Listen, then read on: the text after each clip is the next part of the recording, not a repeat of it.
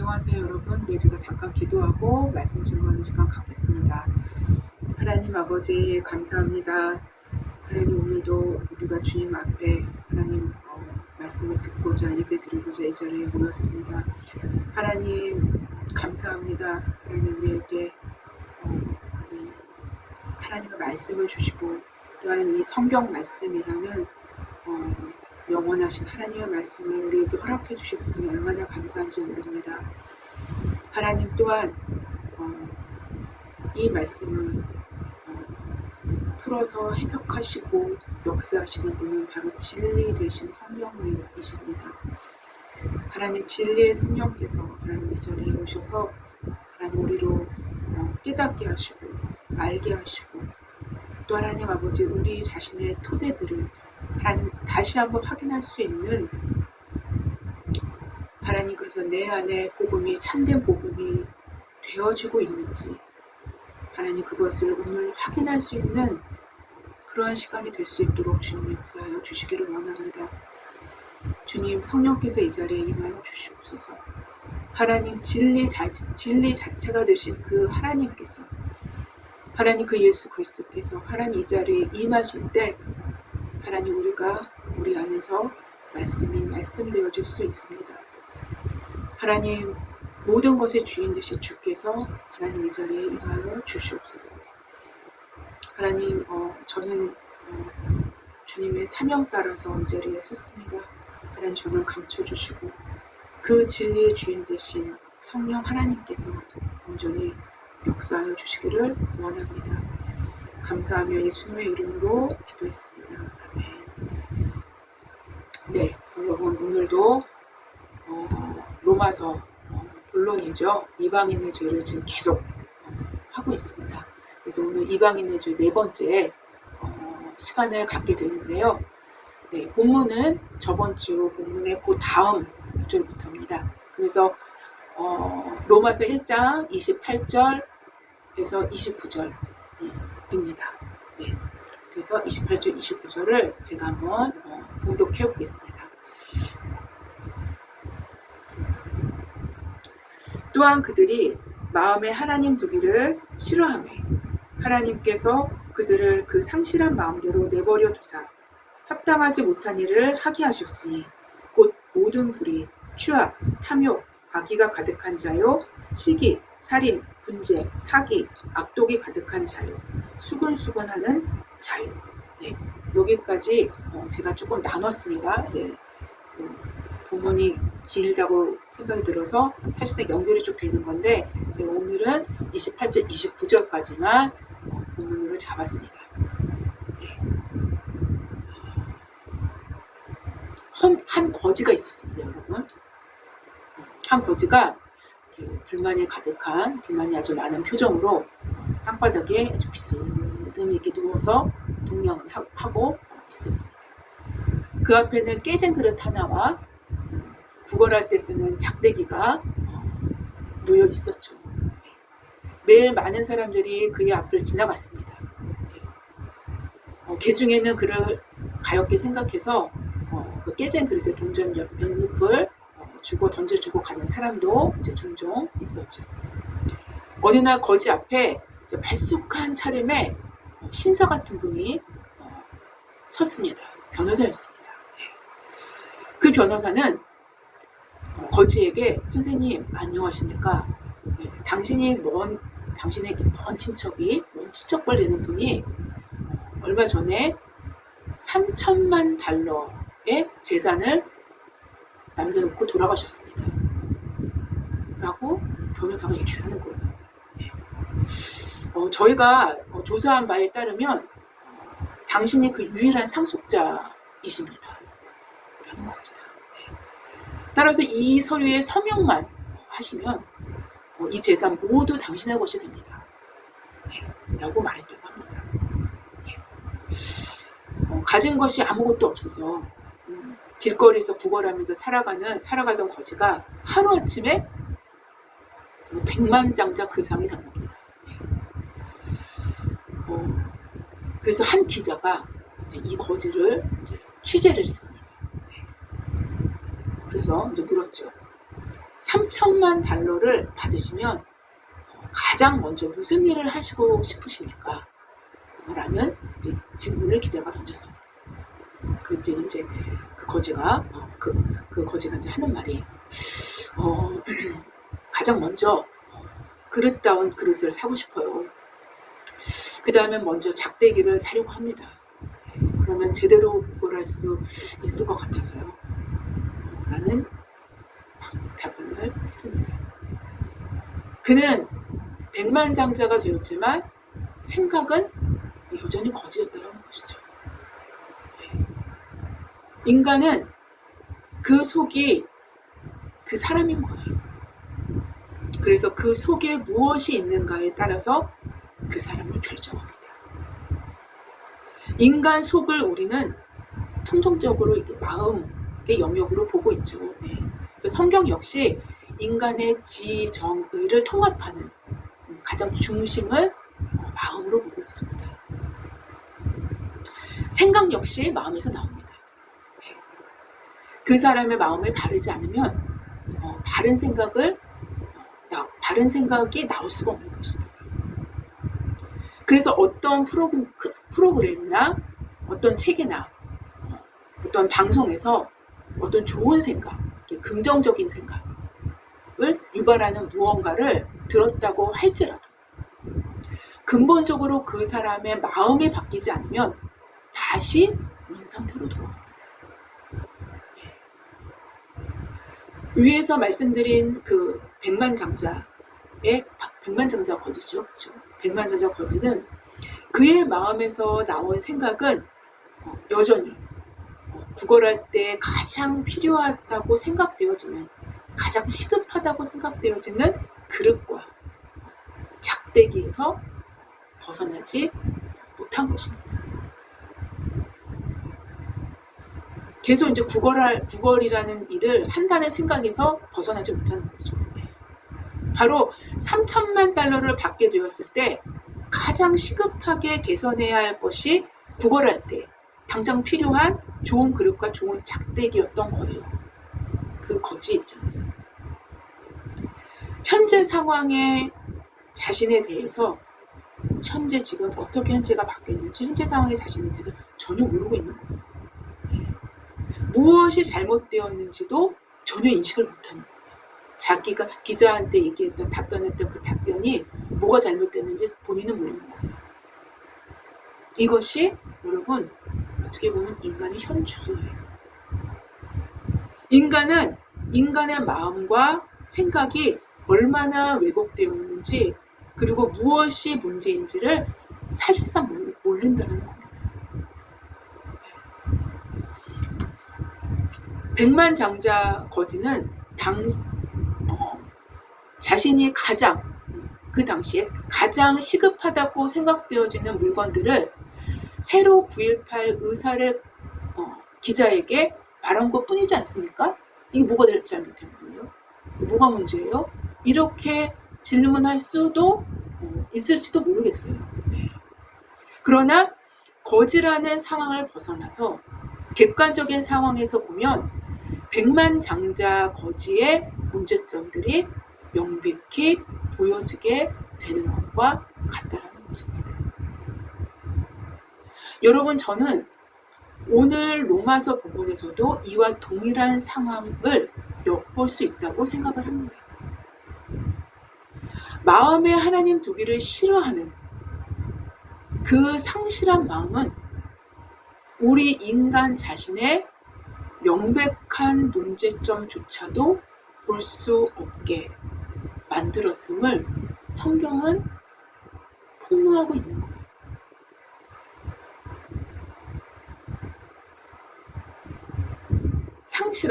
상실함이라는 용어가 나오죠. 모든 악의 출발은 하나님 두기를 싫어하는 그 상실한 마음에서부터 시작이 됩니다. 그리고 그 상실한 마음은 그 상실한 마음 그대로를 갖고만 있지 않는다는 거예요.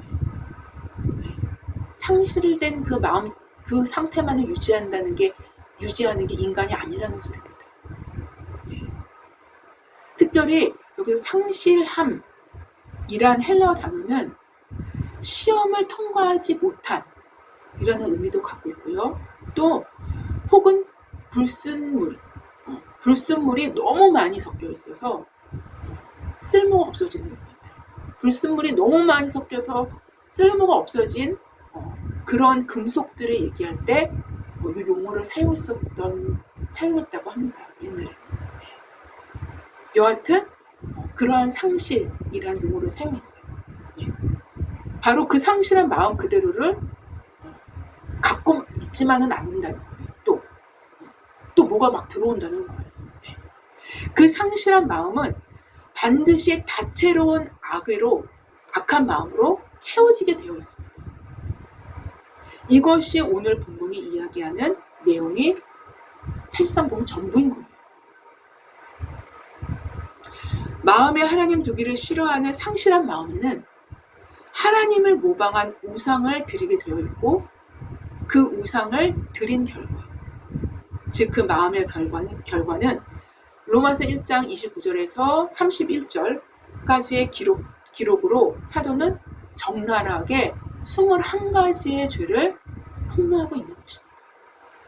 대표적인 죄들을 쭉 열거를 하고 있는 것이죠. 그럼에도 백만장자 거지와도 같이 자신의 생각이 무엇이 잘못되었는지 전혀 인식조차 하지 못한다라는 것입니다. 인간의 생각은 자신의 마음으로 점검을 받죠. 인간의 생각은 자신의 마음으로 점검을 받습니다.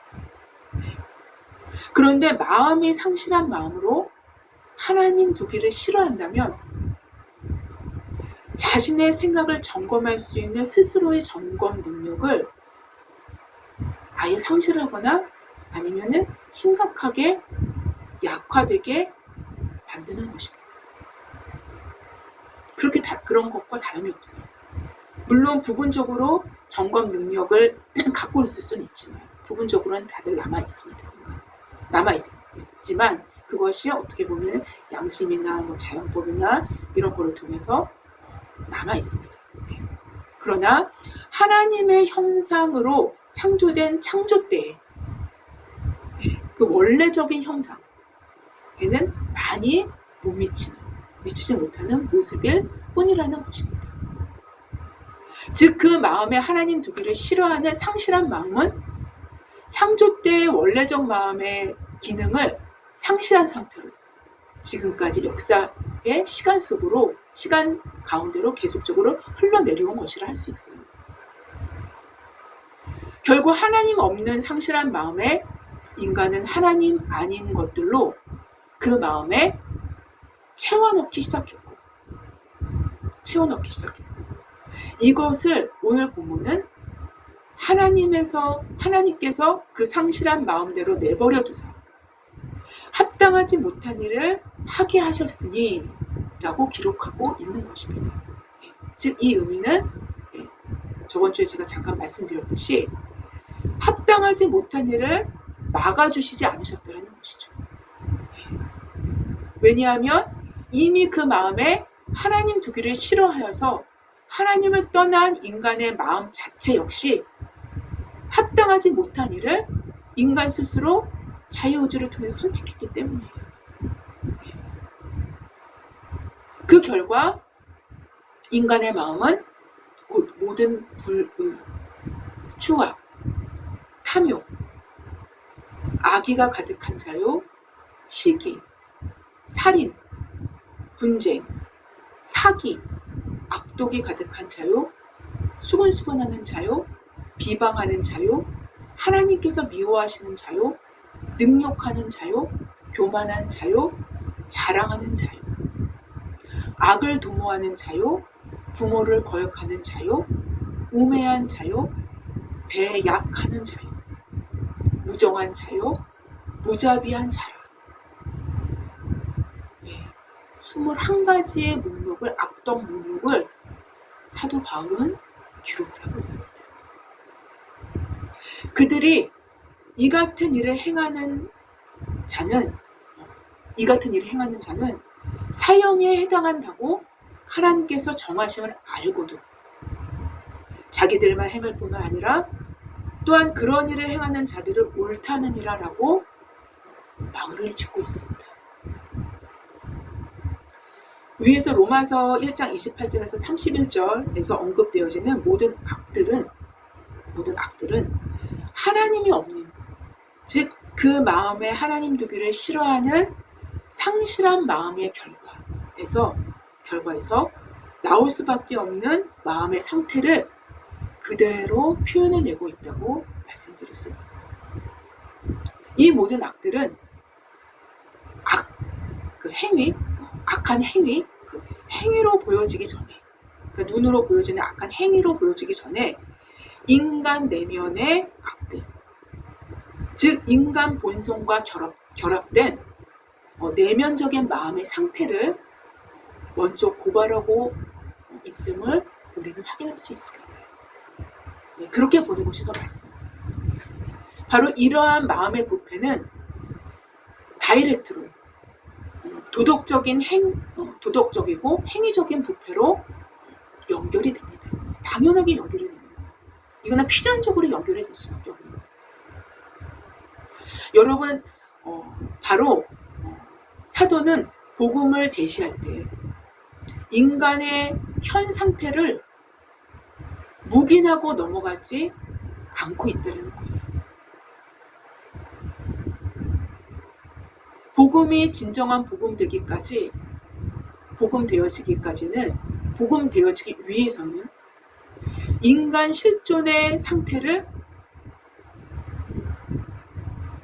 직시할 때에만 진정한 복음이 되어지기 때문입니다. 여러분, 이 말씀은 제가 굉장히 많이 강조를 했어요. 지금까지. 왜냐하면 우리 자신을 모르고 자신을 기만한 채 그 위에 뿌려지는 복음은 아예 처음에 애초부터 복음의 진실성과 진리에 걸맞기 때문에, 맞지 않기 때문입니다. 뿐만 아니라 복음은 인간 자신을 스스로 높이는 성질을 갖고 있는 어떤 다양한 악들이 존재하는 그런 어떤 환경에서, 그런 내적 환경 가운데서 절대로 뿌리내릴 수가 없습니다. 오히려 복음은 자신의 실체를 알고 뼈아픈 회개를 통해서 낮아진 심령 가운데에서만 견고한 뿌리가 내려지기 때문입니다. 바로 이러한 가난한 마음이 복음이 복음되는 토양을 만들 수 있게 되기 때문입니다. 그래서 지금 사도 바울은 로마서 본론으로 들어가면서 복음의 씨가 뿌려지는 토양을 지금 만들고 있는 겁니다. 토양을 만들게 하기 위해서 지금 계속적으로 악동 목록을 말씀하시고 계십니다. 그래서 사도는 이러한 토양을 필요로 하는 복음임을 알기에 복음의 씨앗을 뿌리기 전에 지속적으로 지금 계속 오늘 본문까지 그리고 다음 주 본문까지 통해서 이방인의 죄를 신랄하게 폭로하고 있는 것입니다. 그런 후에 사도는 이어서 2장에서 유대인의 죄를 또 신랄하게 폭로를 합니다. 복음은 기만의 터 위에, 속임의 터 위에, 거짓의 터 위에 절대로 결단코 세워질 수 없는 것이 복음입니다. 우리가 참된 복음을 만나기 위해서는 진실이라는 열쇠, 진실됨이라는 열쇠, 겸손이라는 열쇠를 들고 예수 그리스도 안에 있는 하나님의 긍휼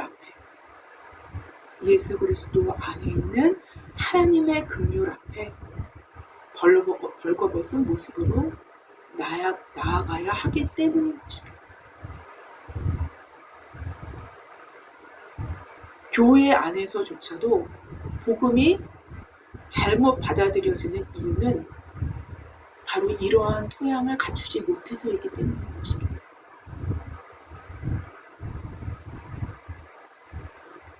전능자의 눈앞에선 인간의 그 어떠한 장신구도 가증해 보일 수 있습니다.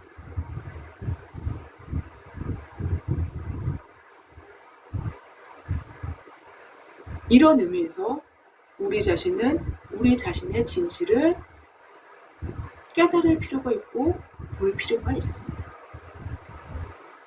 바로 이런 이유에서 로마서 1장 28절에서 31절에 나오는 악독 목록을 조금은 상세하게 거론할 필요는 충분히 있다고 생각을 합니다.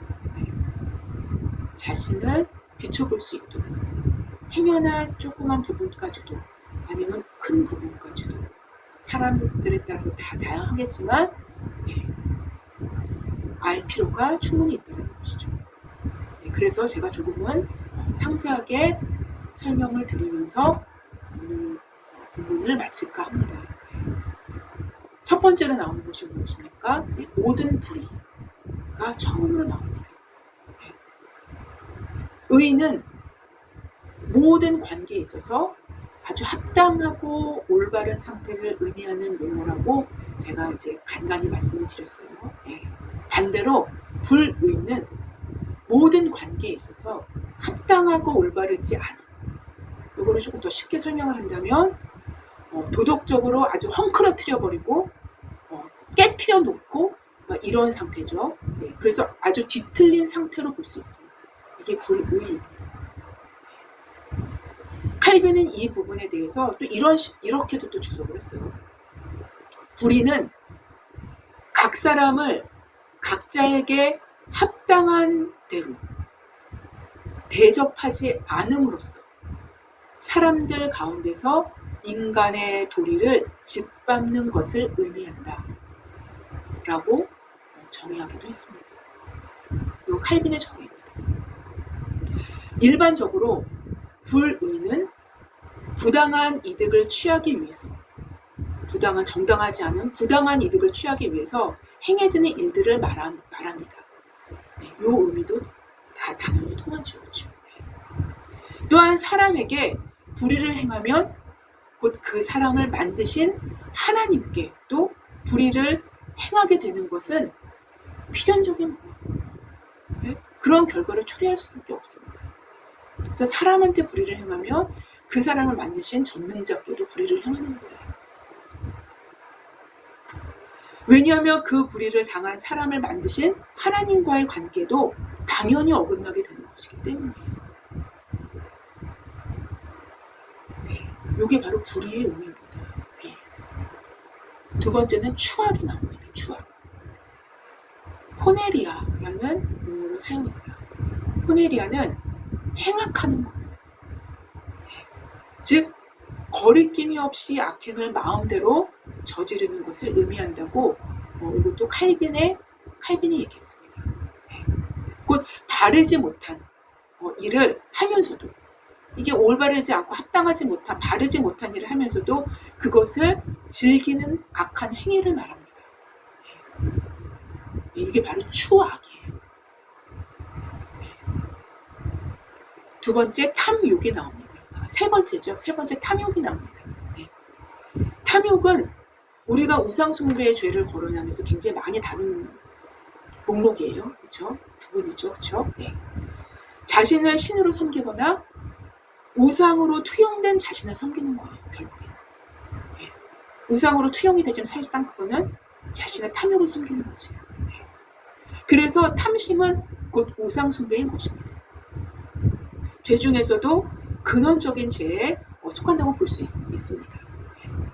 특별히 탐욕은 자신의 것, 자신의 소유, 자신의 소유를 위해서, 자신의 걸로 만들기 위해서 남을 해치는 일도 불사하는 악행을 얘기해요. 자신의 이익을 위해서, 자신이 소유하기 위해서, 자신의 것으로 빼앗기 위해서 악행도 불사하는 그런 일을 얘기합니다. 그런 악행이라고 볼 수 있어요. 이게 탐욕입니다. 다음에 네 번째는 뭐가 나옵니까? 악의가 가득한 자가 나옵니다. 악의가 가득한 자. 요거는 이웃에게 해악을 가하게 이끄는, 이웃에게 해악을 가하게 이끄는 뒤틀리고 어긋난 마음으로 칼빈은 정해 있어요.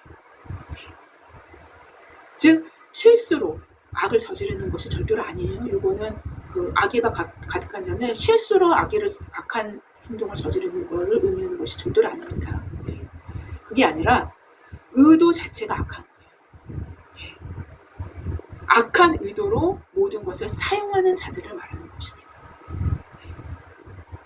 이런 자들에게는 의도 자체가 악한 거예요. 이런 자들에게는 진짜 모든 것이 다 악을 사용하는 방법이 되는 거예요. 모든 것을 다 사용합니다. 모든 것을 다 악한 용도로 사용합니다. 그리고 다음에 뭐가 나옵니까? 시기가 나옵니다. 시기 역시 남을 미워하는 거예요. 남을 미워하는 것입니다. 그런데 미워하는 이유가 미워할 만한 타당한 이유가 있어서 미워하는 것이 아니라 합당한 이유 없이 단지 남이 잘 되어가는 것을 미워하는 거예요. 그래서 시기심의 기본 베이스는 교만입니다. 교만이에요. 굉장히 긴밀하게 연결이 되어 있습니다. 남보다 내가 더 잘되고 당연히 우위를 차지해야 한다는 우월감과 경쟁적인 성향이 그 베이스라고 할 수 있어요. 이런 자들은 낮아짐과 가난함을 견딜 수 없어요.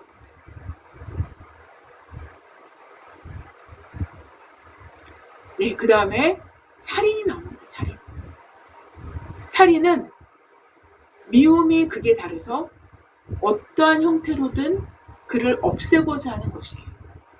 어떠한 형태로든. 형태가 다양할 수 있어요. 살인의 형태는 현대로 갈수록 아주 다양하고 아주 각양각색으로 바뀌었죠. 이 미워하는 자의 존재 자체를 그래서 부정하는 것입니다. 이게 바로 살인이라고 말씀드릴 수 있어요. 그 다음에 7번째는 분쟁입니다. 분쟁은 싸움이나 다툼 혹은 선동까지, 칼빈은 선동까지 포함을 해요. 분쟁에서. 그래서 타인을 굴복시키기 위해서 싸우기를 좋아하는 기질인데 선동까지 포함해서 싸움, 다툼 혹은 선동까지 포함해서 모든 것들을 다 분쟁으로 포함을 시킵니다. 그 다음에 사기가 나옵니다. 사기는 돌로스라는 용어가 사용되는데요. 악을 이루기 위해서 교활한 속임수, 교활함, 그 다음에 속임수, 배반 등의 일을 일삼는 것을 가리킵니다. 이게 사기입니다. 사기. 그리고 악독이 나옵니다. 악독은 카코에데이아라는 용어를 사용했는데요. 카코에데이아라는 용어를 사용했는데 이거는 사람을 해치고자 악한 상황으로 밀어넣는 성향입니다.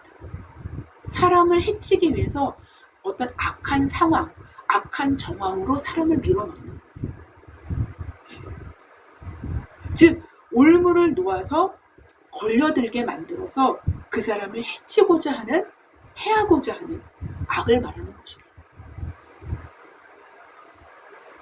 칼빈은 이것을 철저하게 악이 몸에 배어 있어서 아무런 감각이 없이 타락한 삶을 살아가는 사람들의 모습으로 이 악독을 그리고 있습니다.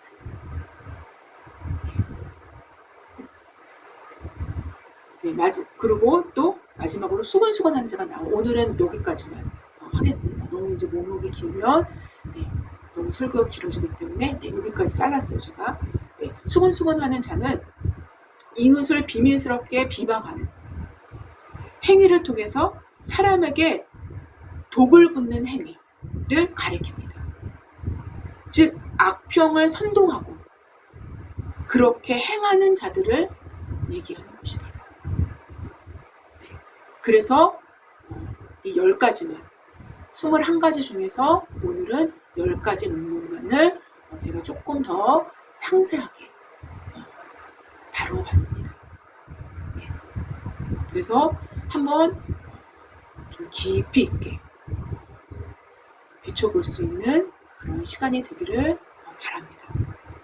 여러분, 제가 이렇게 지금까지 악독 목록을 조금은 자세하게 말씀을 드린 이유는 우리 자신의 심령을 하나님은 우리 자신의 심령을 폐부를 관찰하시죠. 우리의 폐부를 관찰하시는 분이십니다. 이런 것에 대한 아주 일말의 씨앗이라도, 일말의 먼지라도, 이런 쪽으로 흘러갈 수 있을 만한 어떤 마음의 근거라도 내 안에 있는지 확인해 보는 것입니다. 성령의 강력한 사역 중에 하나는요, 여러분, 이건 예수님 말씀하신 거예요. 죄에 대하여입니다. 죄에 대하여, 의에 대하여, 심판에 대하여. 책망하시는 분이 바로 성령 하나님이심을 예수님이 말씀하신 거예요. 근데 또 예수님이 성령 하나님에 대해서 아주 구체적으로 말씀을 하시는 가장 첫 번째 본문에서 나오는 겁니다. 이 부분. 예수님이 말씀하시는 성령님의 가장 대표적인 특징 중에 가장 대표적인 특징이 바로 이겁니다. 죄에 대하여, 의에 대하여, 심판에 대하여 책망하시는 분이라는 것입니다. 이게 성령님의 가장 핵심적인 사역이라는 거예요.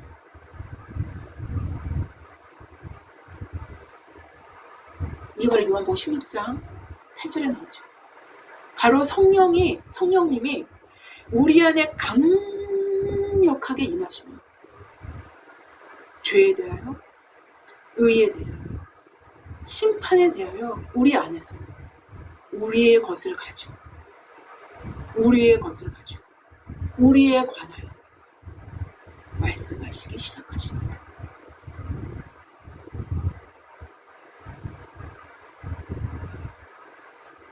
이게 성령님의 핵심적인 가장 두드러진 성령의 사역입니다. 예수님이 정하신 거예요.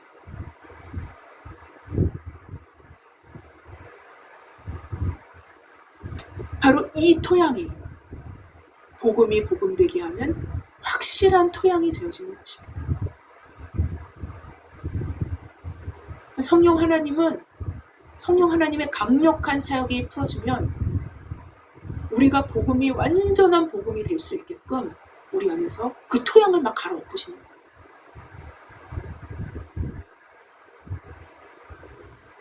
이때 모든 돌짝밭과 바위와 그리고 엉겅퀴가 가시덤불이 옥토가 되어질 수 있는 기회를 얻게 되는 거예요. 여러분, 성령께서 우리 자신을 책망하실 수 있도록 우리 자신을 내어드린다면 그러한 자에게는 복음이 복음되어지는 최고의 축복, 복음이 진짜로 복음되어지는 정말 놀라운 축복이 임하게 되는 거예요. 이 축복이 각 교회마다 임하면요, 여러분, 그게 개혁이고 그게 부흥이에요.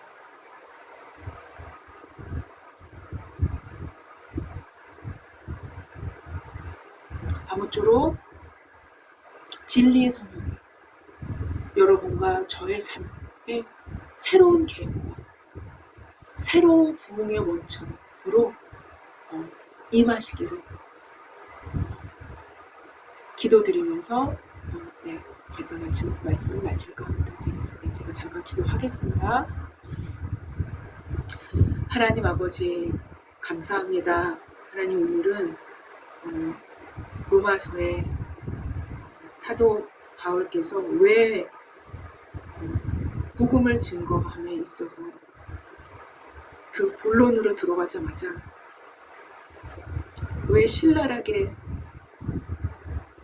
비판을 시작했는지, 무엇 때문에 그렇게 하시는지, 그 이유에 대해서도 알 뿐만 아니라 하나님 그 말씀을 가지고 우리 자신을 더 섬세하게 빛 가운데로 노출시킬 수 있는 하나님 그러한 시간이 되어지기를 원하는 마음에서, 또 성령께서 그렇게 역사하실 수 있도록 우리의 것을 가지고 우리 안에서 죄에 대해서, 의에 대해서, 심판에 대해서 말씀하실 수 있도록 하나님 그 근거를 또한 보여주기 위해서 하나님 말씀을 증거했습니다.